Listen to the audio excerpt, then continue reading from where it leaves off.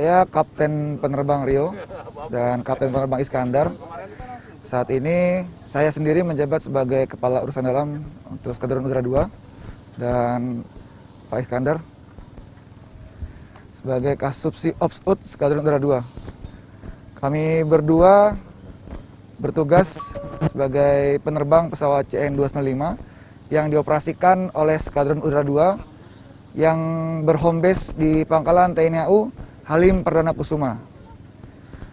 Untuk pesawat ini sendiri dapat melaksanakan bekerja sama dengan BPPT untuk memodifikasi cuaca dengan cara menaburkan garam ke awan-awan aktif yang akan diarahkan oleh pihak saintis dari BPPT.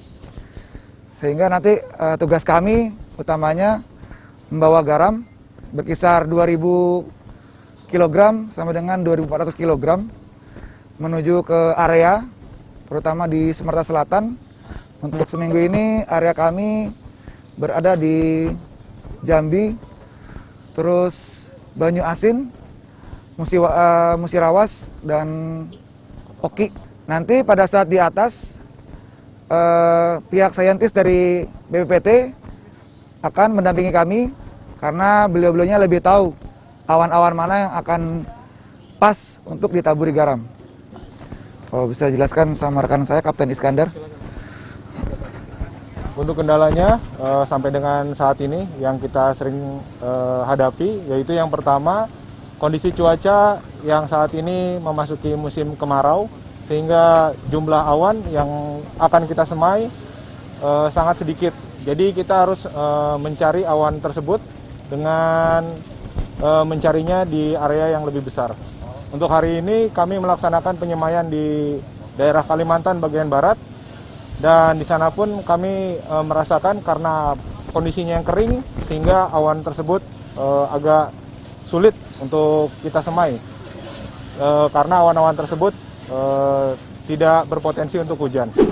Saya Komandan Lanut Sri Mulyana Herlambang, Kolonel Penerbang Firman Wirayuda, mengucapkan banyak terima kasih kepada seluruh masyarakat Sumatera Selatan atas kerjasamanya sehingga kami di sini di Subsatgas Udara dapat melaksanakan tugas pengendalian kebakaran hutan dan lahan di Sumatera Selatan dengan melaksanakan teknologi modifikasi cuaca dengan pesawat yang bisa kita lihat di belakang ini, CN-295, dan juga melaksanakan patroli udara serta waterbombing operation, pengoboman air dari udara terhadap spot-spot kebakaran yang ada di wilayah Sumatera Selatan.